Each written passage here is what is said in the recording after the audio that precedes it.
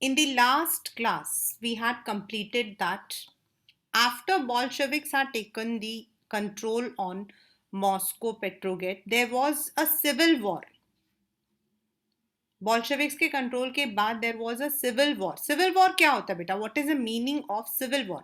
Civil war का मतलब होता है when there is unrest in the country.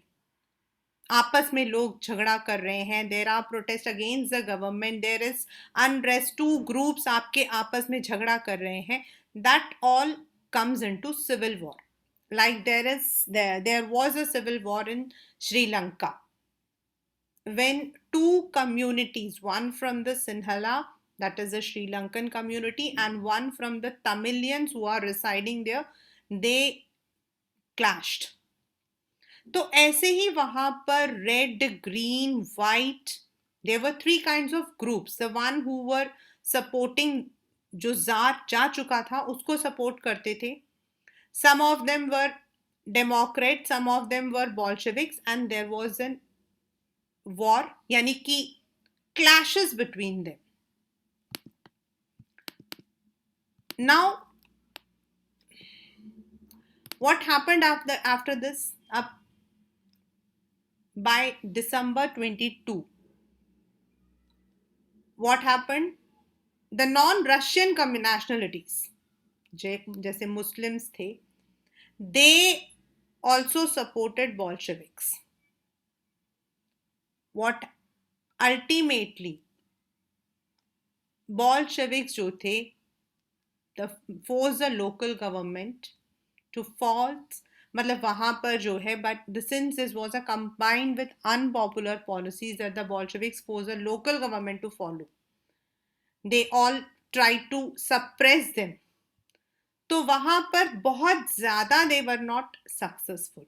Yet Bolsheviks movement was supported by many of the people.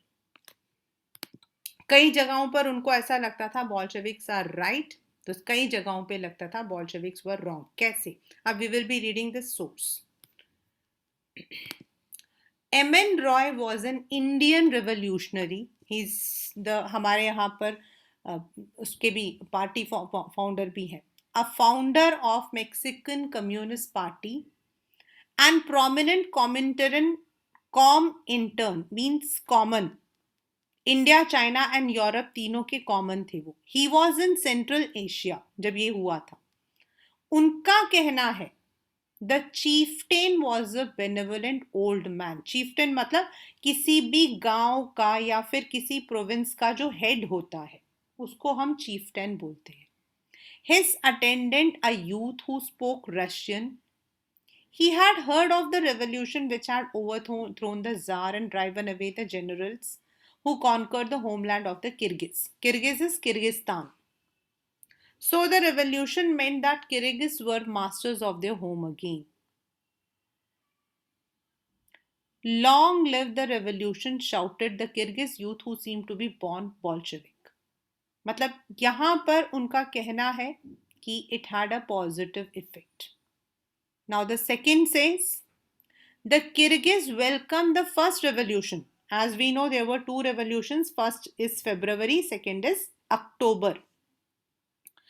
And the second revolution with consternation and terror. Consternation मतलब डर के मारे.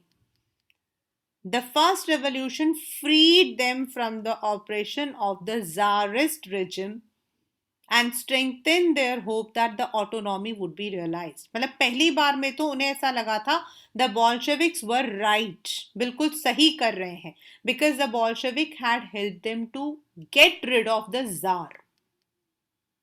The second revolution was accompanied by violence, pillage, taxes, establishment of dictatorial powers. But जब second revolution आया, उस वक्त में क्या हुआ? There were violence. It was not the same जैसा पहले था. टैक्सेस बढ़ गए थे. पिलेज का मतलब हो जाता है चीना झपटी, robbing. Establishment of dictatorial powers. Once a small group of czarist bureaucrats oppressed the Kyrgyz, Now the same group of people perpetuate the same regime. पहले क्या था, उनका कहना है a small group of tsars जो थे उन्होंने किर्गिज को दबा के रखा था. Now the same group of people perpetuate the same regime, मतलब अब किर्गिज खुद ही किर्गिज को जो है they are oppressing. Means after the second revolution people were not happy about the bolshevik movements. Yet बहुत सारी चीजें अच्छी भी हुई थी. नाउ व्हाट हैपेंड, नाउ पहले क्या था, it was an agricultural society. There was autocracy, means जो राजा था he was a ruler and he would rule till he wanted. But अब आया socialist. According to Bolshevik, all the industries would be under the control of the government. कैसे किया था? And what happened after Lenin? During the Civil War, the Bolsheviks kept industries and banks nationalized. Means all the banks, all the industries were part of government. उनको government ही control करती थी. हमारे यहाँ पर क्या बेटा, जब इंडिपेंडेंस हुआ था, when we attend independence, around 18 industries were with government. But later on most of the industries were given to the private people, क्योंकि गवर्नमेंट में they were not able to handle. In countries like America, Australia या फिर आपका Britain, वहां पर क्या है, most of the industries are with common people, the rich people. वहां गवर्नमेंट कोई इंडस्ट्रीज अपने पास नहीं रखती है. But in Russia government kept all the industries with them.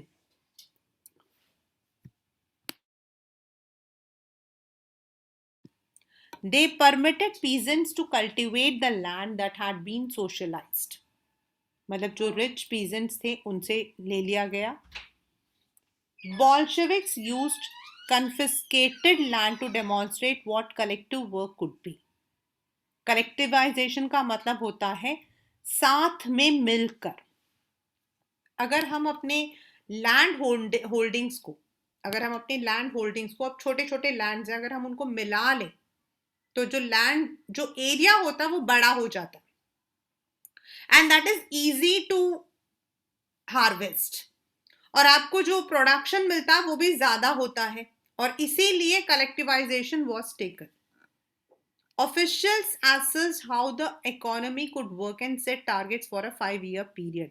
वहां पर आपका स्टार्ट हुआ था planned economy, and India had copied this 5-year model from Russia.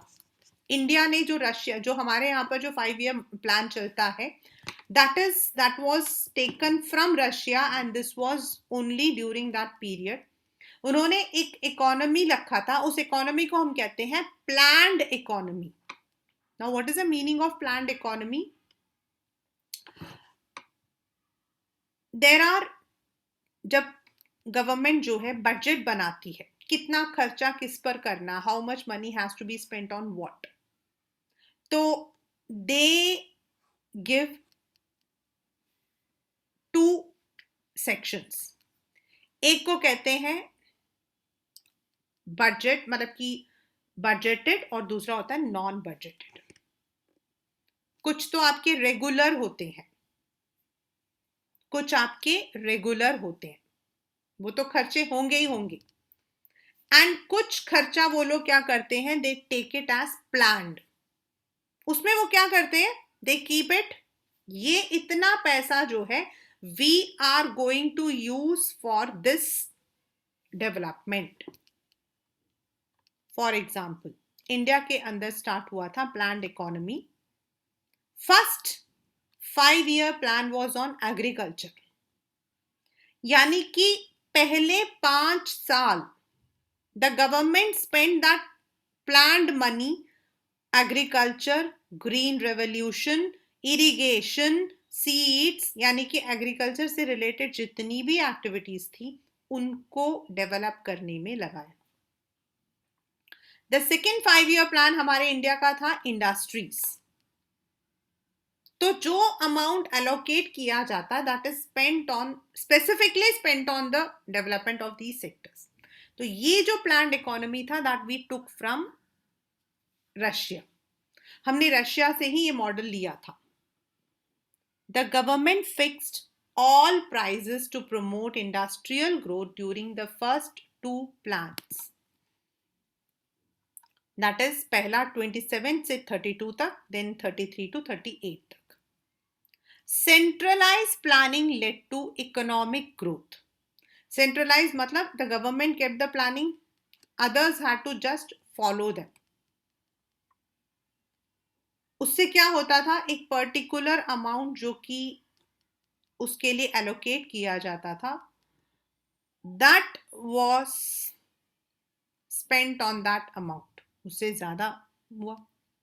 Industrial production increased by 100% in case of oil, coal and steel. New factory cities also came into being. अब ज्यादा industrialisation हो गई, production भी ज्यादा हो गया. Thus, slowly and gradually, Russia was becoming strong. Military wise तो Russia हमेशा ही फर्स्ट नंबर पे रहा है. They have good natural gas, they have the best what we call as the arms and ammunition, military, उनका satellite, ये सब हमेशा ही best रहा है. बट जो डेवलपमेंट था वो उनका होने लगा, and they wanted at that period, they wanted that they should compete with the West. However, rapid construction led to poor working conditions. In the city of Magnitogorsk, the construction of a steel plant was achieved in 3 years. Workers lived hard. ये paper में आता है what was the condition. And the result was 550 stoppages of work in the first year alone. In the living quarters, मतलब जहाँ workers रहते थे, in the winter time at 40 degree below, the people had to climb down from the 4th floor and clash across the street in order to go to the toilet. मतलब एक building में इतने लोग रहते थे कि टॉयलेट में जाने के लिए उनको एक दूसरे से झगड़ा करना पड़ता.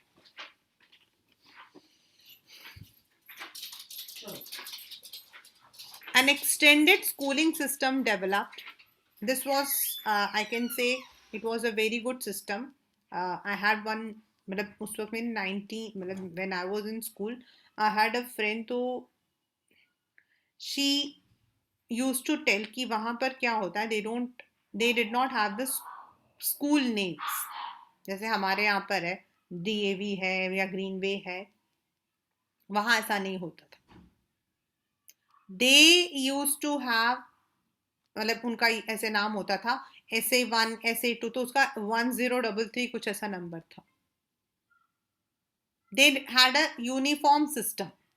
मीन्स वेदर यू, अभी आप लोगों की 9th 10th 11th and 12th में तो आपका यूनिफॉर्म सिस्टम है, but this system is not there in 7th और 8th.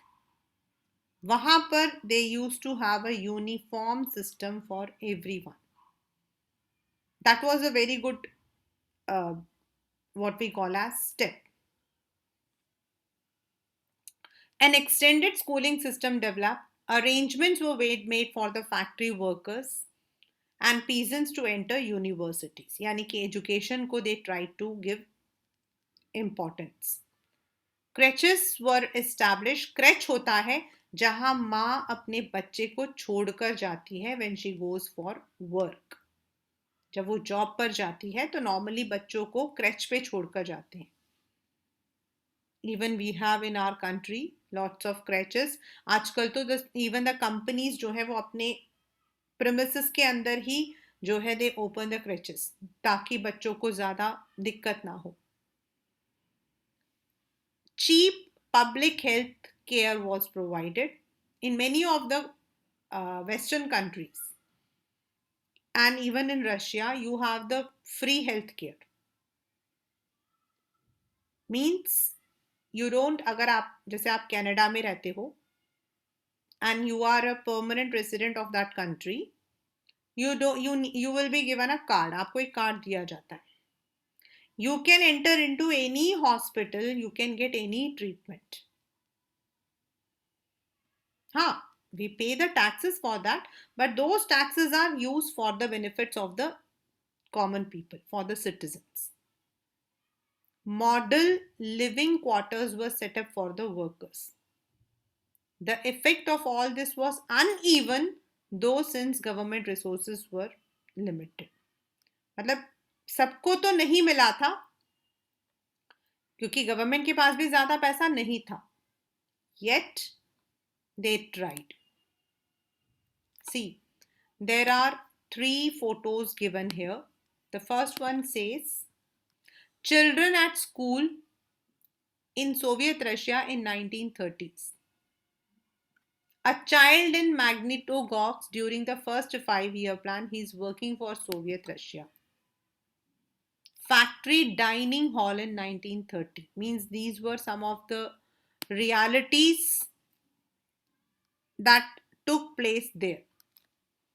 My family is large. There are 4 children. We don't have a father. He died fighting for the workers' cause. My mother is ailing. बीमार है. I want to study very much, but I cannot go to school. I had some old boots, jute, but they are completely torn and no one can mend them. My mother is sick. We have no money, no bread, but I want to study. There stands before us the task of studying, studying, and studying. That is what Vladimir Lenin said. उन्होंने तो यही कहा था कि पढ़ाई से employ मतलब कि डेवलपमेंट होगा. But I have to stop going to school. We have no relatives and there is no one to help. So I have to go to work in a factory to prevent the family from starving. Dear grandfather, मतलब this is written to the Soviet president. I am 13. I study well. I am in class 5. I have no bad reports. Means in one way their economy जो है वो ठीक था. But on the other way, there were child labors also. The children wanted to study, but there were no schools or there were no provisions. There were no one to see that whether the laws have been implemented or not. So the implementation was not equal, uniform. अब हमारा आता है Stalin. Lenin के बाद जो president बने थे वो थे Stalin. And as I said in my last class, Stalin is said to be one of the greatest kind of dictator. Stalin के जितने भी आपके मेजर्स थे काफी मतलब कि it was very stern, strict. The period of early planned economy was started by Lenin, was linked to the disasters of the collectivization of agriculture. By 1927 to 28, collectivization से क्या नुकसान हुआ? The towns in Soviet Russia were facing an acute problem of grain supplies. The government fixed prices at which grain must be sold. Government ने तो क्योंकि वो चाहते थे कि everybody should be able to buy the grain. But the peasants refused to sell their grains to the government buyers at these prices. जो price हमारे यहाँ पर भी है, and we call it as MSP, minimum support price. Every मतलब कि 2 years 3 years the government announces, government क्या करती है, अनाउंस करती है कि इस साल हम चावल को, राइस को इस रेट पर हम पीजेंट से खरीदेंगे, पल्सेस को हम इस रेट पर खरीदेंगे, वीट को हम इस राइस पर खरीदेंगे. And normally what does the government do is it बाइस, वो उसको खरीदती है, अपने गोदाम में रखती है एफसीआई के, एंड थ्रू द राशन और किसी भी स्टेट में कोई प्रॉब्लम आ जाती है, लाइक अभी तमिलनाडु में देयर इज रेन उनको जो है ऑन अ मिनिमम प्राइस बेचती है. So the government buys it from the peasants directly, and that was there in Russia also. Stalin, who headed the party after the death of Lenin, जब peasants ने मना कर दिया, तो he introduced firm emergency measures. He believed that rich peasants and traders in the countryside were holding the stocks in the hope of higher prices. Speculations had to be stopped and supplies confiscated. उनका मानना था कि जो अमीर farmers हैं उन लोगों ने ग्रेन्स को रोक रखा है ताकि गवर्नमेंट उनको ज्यादा पैसे दे और उनसे सारे के सारे जो सप्लाईज हैं उन्हें छीनना पड़ेगा. सो इन 1920 the party members toward the grain producing area, मतलब वहां पर गए, वो टूर किया, supervising enforced grain collections and raiding kulaks. आपके पेपर का बहुत ही कॉमन क्वेश्चन है, what are kulaks? They are the rich peasants. हमारे यहाँ पर जैसे जमींदार वगैरह होते हैं, the kulaks were the rich peasants, the well to do peasants. उनके घरों पर छापा मारा, जबरदस्ती सारे ग्रेन्स को कलेक्ट किया. As shortage continued, the decision was taken to collectivize the farms. It was argued that grain shortage was partly during small size of holding. मैंने अभी आपको स्टार्टिंग में बताया था ना कि कलेक्टिवाइजेशन का फायदा ये होता है कि आपके छोटे छोटे जो खेत होते हैं दैट कैन बी कन्फिस, एक मतलब कि खेत बनाकर we can use it. After 17, land had been given over to peasants. These small size peasant farms could not be modernized. To develop modern farms and run them along industrial lines with machinery, it was necessary to eliminate kulaks, take away land from peasants, and establish state-controlled large farms. Stalin का मानना था कि जो बड़े बड़े आपके जो farmers हैं उनसे सारे लैंड लेने पड़ेंगे, सबसे लेना पड़ेगा, क्योंकि अगर हम ग्रेन्स प्रोड्यूस करेंगे तो we can export it to other countries also. Industries के साथ हम उसको यूज कर सकते हैं. एंड उसके लिए व्हाट इज इंपॉर्टेंट इज कि the land should be in the hands of the government, not with the peasants. Peasant सिर्फ उसमें काम करेंगे. And this is called as Stalin's collectivisation programme. इसको हम बोलते हैं collectivization program, taking the land from the peasants and the state controlling them and the peasants working on them. From 1929, the party forced all peasants to cultivate in collective farms. मतलब कोलकोड़ is collection of the farms और वहां पर peasants को काम करना पड़ता. The bulk of land and implements were transferred to the ownership of collective farms. Peasants worked on the land and the kolkori profit was shared. अब peasants को तो गुस्सा आ रहा था क्योंकि उनसे उनका land छीन लिया गया and they were only given the profit, not the ownership. Enraged मतलब गुस्से में, peasants resisted the authorities and destroyed their livestock. Livestock मतलब द कैटल, जैसे आपके गाय भैंस, आपके जो हेन, इन सबको. Between 29 and 31 the number of cattle fell by 1/3. 1/3 मतलब उन्होंने मार दिया सबको. उन्होंने कहा बैल होगी तो आप जोतोगे ना, हम बैल को मार देते. Those who resisted collectivization were severely punished. Many were deported and exiled. कईयों को तो वहां से ले जाकर फोर्सबली दूसरे कंट्रीज में मतलब भेज दिया जाता. As they resisted collectivization, peasants argued they were not rich and they were not against socialism, but they did not want to work in collective forms. Stalin's government allowed some independent cultivation but treated them unsympathetically. कुछ को तो allow किया लेकिन उनके साथ बहुत बुरा बर्ताव होता था।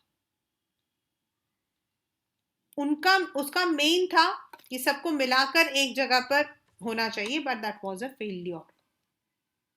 In spite of collectivization, production did not increase immediately. In fact, 30 और 33 के बीच Soviet encountered the most devastating famine, सूखा. फेमाइन होता है अ कंडीशन जिसमें कंटामिनेशन ऑफ वाटर, उसका नाम क्या है, there is no food, starvation, इन सबको मिलाकर होता है, उसको कहते हैं फेमाइन, जिसमें भूखमरी भी होती है एंड लोग कुछ भी खा लेते हैं, पी लेते हैं, and they fall ill, and around 4 million यानी कि 40 lakh people lost their lives. So this was how collectivization was a failure. Many within the party criticized the confusion in industrial production under the planned economy and the consequences of collectivization. Stalin and his sympathizers charged these critics with conspiracy against socialism. जो भी उनके खिलाफ बोलता, उनके खिलाफ conspiracy यानी कि षड्यंत्र रचने के जुल्म में उनको मार दिया जाता या उनको पनिश किया जाता. Accusations were made throughout the country. Accusation मतलब लोगों पर गलत इल्जाम. Over 2 million were in prison or labor camps. Labour camps होते हैं जहां पे कैंप्स होते हैं जहां उनसे काम करवाया जाता है. Most were innocent, but no one spoke for them. A number of people were forced to make false confession under torture and were executed. Several among them were talented professionals. Even उनमें जो पढ़े लिखे लोग थे उनको भी torture करके उनसे जबरदस्ती साइन करवाया जाता था. That is what I said कि Stalin's period is said to be one of the worst periods in. This is a letter who did not wish to join collective form. He had written this to a newspaper. I am a natural working peasant. There are 6 members. My wife was born in 81. My son is 16, 2 daughters 19. All 3 go to school. My sister is 71. From 32, heavy taxes have been levied on me that I have found impossible. From 35, the local authorities have increased the taxes. मतलब जो लोग जबरदस्ती, जो लोग अपने farms नहीं देते थे उन पर जबरदस्ती टैक्स डाल दिया जाता था. And I was unable to handle them, and all my property was registered. My horse, cow, calf, sheep with lamb, all my implements, furniture, my reserve of wood for repair of buildings, they sold the lot of for the tax. उन्होंने क्या किया, उनके जितना भी सामान था सबको जब्त करके उन्होंने. In 36 they sold 2 of my buildings. The Kolkoi bought them. In 37 2 huts I had. One was sold and one was confiscated. एक को उन्होंने बेच दिया और दूसरों को उन्होंने जब्त कर लिया. मतलब जो लोग अपनी मर्जी से अपने फार्म्स नहीं देते थे उन पर जो है they used arbitrary methods, illegal methods. That was Stalin's period. As I had been telling you that after 19 First World War के बाद and after Second World War, USSR जो है it had become a global figure. In fact, after the Second World War, the world was divided into 2 poles. एक तरफ USSR यानी कि Russia को जो सपोर्ट करते थे वो countries, and on the other side the countries which were supporting US. Yet USSR was modern, developed, लेकिन जो सपोर्ट, जो डेवलपमेंट आपकी वेस्टर्न में था वो वहां पर नहीं था. Yet ये वाला जो पीरियड था फ्रॉम 1900 दैट इज जार 14 से लेकर जो 36 के बीच में यूएसएसआर जो एक बैकवर्ड कंट्री था, now it was able to compete with the world's most developed country.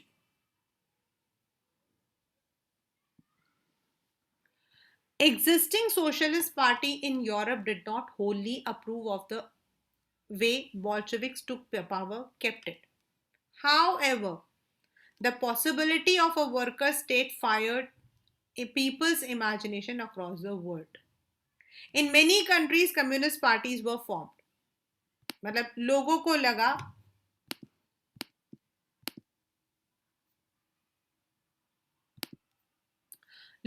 लगा that अगर वहां पर लेबर्स जो हैं they could form the Soviets, they could fight against the government, तो वहां बाकी जगहों पे क्यों नहीं हो सकता है?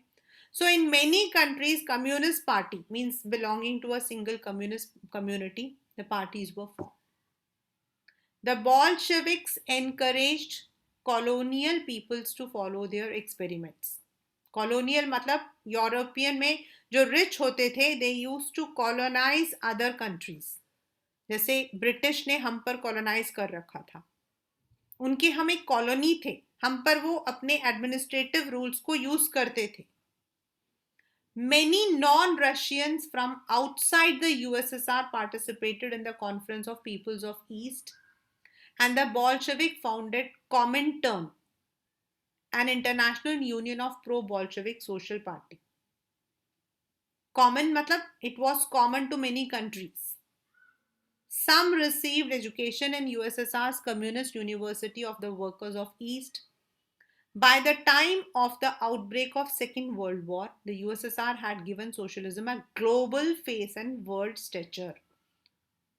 Means by 1930s, it had become a global country around the world. मतलब it started inspiring other countries in the field of education, in the field of communist parties. लोग जो है वहां पर जाके पढ़ाई भी करना चाहते थे. Many of them had enrolled them in USSR. Yet by the 50, that is after Second World War, USSR was a prominent figure. It was supported by the Eastern blocs. Most of the countries of the East Europe वो उनको support करते थे. But problem क्या हुई, 50 से लेकर हम मतलब कि अगर हम लोग आगे पढ़ते हैं तो यू सी दैट पहले it was called as Russia, then it started annexing आगे जो साथ में जगह थी लिथुएनिया, लतविया, ऐसे मतलब कि उज्बेकिस्तान, अजबेरिस्तान, और उसको सबको कवर करते हुए टिल पोलैंड एंड बर्लिन का, जर्मनी का आधा हिस्सा. This all was under USSR after second world war. Germany का आधा हिस्सा, जर्मन आधे हिस्से में बंट गया था. The western part went to US group, मतलब यूएस उस पर रूल नहीं करती थी, वो उसको यूएस का ग्रुप माना जाता था. एंड बर्लिन में 125 किलोमीटर का एक वॉल बना था which is called as the great Berlin wall. That divided Berlin into two part. जो ईस्टर्न पार्ट था that supported Russia and the western part supported US. और यूएसएसआर का जो एक्सटेंशन था, रशिया तो उनका अपना था, रशिया के साथ में उज्बेकिस्तान, अजरबैजान, देन आपका कजाकिस्तान, ताजिकिस्तान, ताशकेंत आपका, ये सारा एरिया, पोलैंड आपका, देन आपका युगोस्लाविया, अब तो Yugoslavia is not there, Czechoslovakia, ये सारे कम्युनिस्ट कंट्री जो है they were under USSR. But and they all had signed a pact called Warsaw Pact.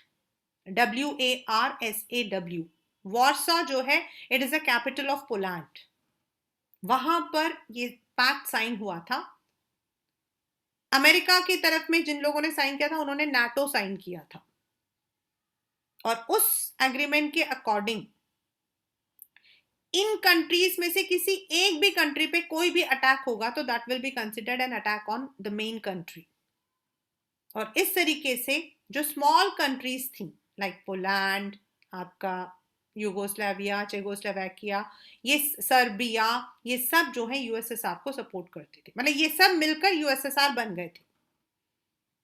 लेकिन डेवलपमेंट आपका जो मैक्सिमम हुआ था that was only in Mexico, आपका जो मॉस्को था उन एरियाज में था, सोवियत यूनियन के हर हिस्से में नहीं था। And that is why slowly and steadily by 1992 USSR फिर से डिसइंटीग्रेट हो गया and today we call it as Russia. Now these countries जो मैंने अभी नाम बताए थे आपको, पोलैंड है या फिर ये सब, अब they are not part of USSR, they are now independent countries. Yet by the 1950s it was acknowledged within the country that the style of government in USSR was not in keeping with the ideals of Russian Revolution. In the world socialist movement too, it was recognized that all was not well in Soviet Union. A backward country had become a great power. In industries and agriculture had developed, the poor were being fed. But अगर हम लोग उसमें पढ़ते ना तो economic freedom नहीं था लोगों के पास.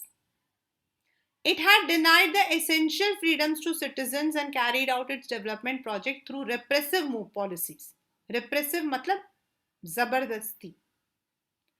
By the end of 20th century, the international reputation of USSR as a socialist country had declined, though it was recognized as socialist ideals still enjoyed. मतलब उसका आइडियाज को हम अभी भी करते हैं, बट वो जो जिस तरीके से वो मूवमेंट स्टार्ट हुआ था, जैसे रशिया से यूएसएसआर बना था, वर्ल्ड दो हिस्सों में बट गया था, most of the countries of west went to USA को सपोर्ट कर रहे थे, ईस्ट वाले यूएसएसआर को सपोर्ट कर रहे थे, वेस्ट में तो अभी भी कोई प्रॉब्लम नहीं है, स्टिल नाटो इज देयर, आज भी NATO is there, but Warsaw pact खत्म.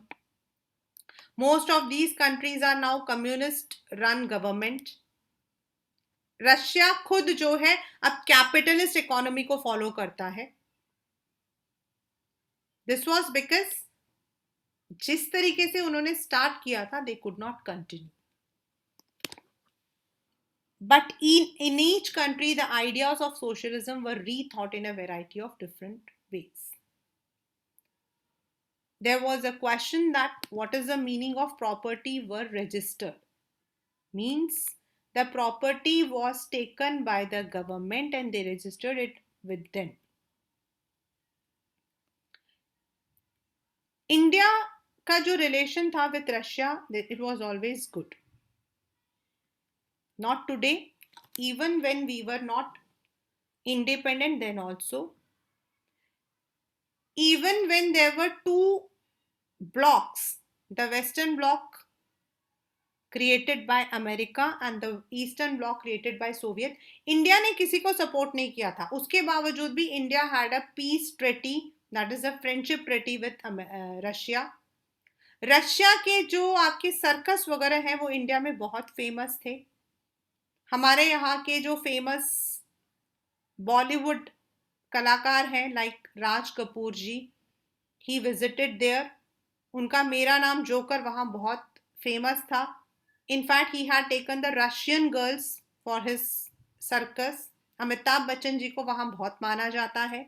You can hear the Hindi songs there. And Russia से इंस्पायर होके इंडिया ने अपना फर्स्ट 5 ईयर मतलब 5 ईयर प्लानिंग हमने कर रखा है. हमारे यहाँ कम्युनिस्ट पार्टी वॉज फॉर्म्ड और आज भी CPI and CPI M is there. Among those the Russian Revolution inspired were many Indians. Several attended the Communist University, as I said. By the 1920 हमारे यहाँ 1920 में स्टार्ट हुआ था कम्युनिस्ट पार्टी. बाद में 65 में there were some differences between the people. तो CPI दो हिस्सों में बट गया था. One is called as CPI, दूसरा CPI M. Its members kept in touch with the Soviet Communist Party. Important Indian and cultural figures took interest in the Soviet experiment and visited Russia. Among them were Jawaharlal Nehru, Rabindranath Tagore, who wrote about Soviet socialism. In India, writings gave impression of Soviet Russia. जैसे हमारे यहाँ पर R S Awasthi ने Russian revolution Lenin, His Life, Red Revolution, The Rebirth of Russia, Soviet State of Russia, ऐसे बड़े सारे books लिखे हैं which is inspired by the way वहाँ पे जो वर्कर्स थे, वहाँ पे जो गरीब लोग थे, they were given the importance. This is about a person who arrived in Soviet Russia, as I told you. For the first time in our lives, we were seeing Europeans mixing free with Asians. On seeing the Russians mingling freely with rest of the people of the country, we were convinced we had come to a land of real equality. Normally in the West, the Indians are not welcomed. We saw freedom in their true light. In spite of their poverty imposed by the counter-revolutionaries and imperialists, the people were more jovial. Jovial means very happy, go-getters, satisfied than ever before. The revolution had instilled confidence and fearlessness. मतलब after the revolution, people वहाँ पर जो है, they had become very helpful. Brotherhood था वहाँ पर.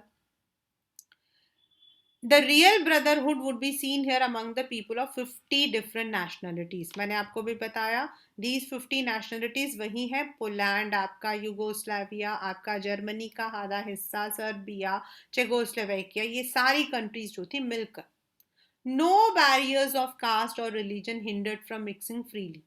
Every soul was transformed into an orator. Orator मतलब बोल सकता है. One could see a worker, peasant, soldier haranguing like a professional lecturer. सब मिलजुल के रहते थे. दूसरा, about Rabindranath. Moscow appears much less clean than other European capitals. None of those hurrying along the streets look smart. The whole place belongs to the workers. मतलब ये उनका मानना था कि वहाँ पर जो है कितने गंदगी भी है. Those who lived in the background for ages have come forward in the open today. I thought of the peasants and workers in my own country. It all seemed like the work of genie in the Arabian Nights. Only a decade ago, they were as illiterate, helpless, and hungry as our own masses. Who could be more astonished than an unfortunate Indian like myself to see how they had removed the mountain of ignorance and helplessness in these years? अब उनका क्या कहना है? India में आज भी वही situation है. The workers live in filthy areas. They are not clean. They are not hygienic. अब वो क्या कहते हैं कि वहां पर after this revolution, the workers had become at least, पहले तो बहुत ही गंदा था, लेकिन बाद में they started living in a hygienic. हाँ, comparative to Europe, it is not that much clean. Yet, they had also tasted the meaning of freedom. वहाँ वर्कर्स जो थे, they were not put at least in the shade of gentlemen. मतलब उन लोगों को जो है किसी के नीचे काम नहीं करना पड़ता था. They had the autonomy, they had the privilege, they have the freedom. वो कहते हैं ऐसा लगता है जैसे कि जो जिनी है ना, आपकी जिनी आती है, कहते हैं उसी तरीके से लगता है ये भी आए हुए हैं. जिनी का मतलब है वो आते हैं ना जिन, वैसे कहते हैं ऐसा लगता है वैसे ही ये भी है. मैजिक हो गया वहां पर. That now the common people, the workers, they were, and he was also saddened because India के अंदर still the workers are not having that much of what we say as cleanliness, hygiene, नहीं है. So in that manner, we can say that how a country which was agricultural, जहाँ maximum people were agriculturalist, a country which was not equivalent to any other European country, had transformed into a developed country, a developed economy. Step by step, the people had taken up the participation, and with the help of Bolshevik, they had established socialism over there. But yes, as I said, from socialism, they have now, after 1992, there was one therapy, what is called as shock therapy. क्योंकि वहां पे लोगों में इतनी गरीबी हो गई थी that UN had to intervene. IMF and world bank ने उन लोगों को लोन दिया। वो जो जितनी कंट्रीज डिसइंटीग्रेट हुई थी उनकी इकोनॉमी को दोबारा से डेवलप करने की कोशिश की गई। ऑल द इंडस्ट्रीज जो कि गवर्नमेंट ने रखा हुआ था, those industries were sold to the common people, और उसको हम कहते हैं largest garage selling in the world, the shock therapy. Yet, today Russia has a prominent place in the world's economy. So that is all socialism and the Russian Revolution.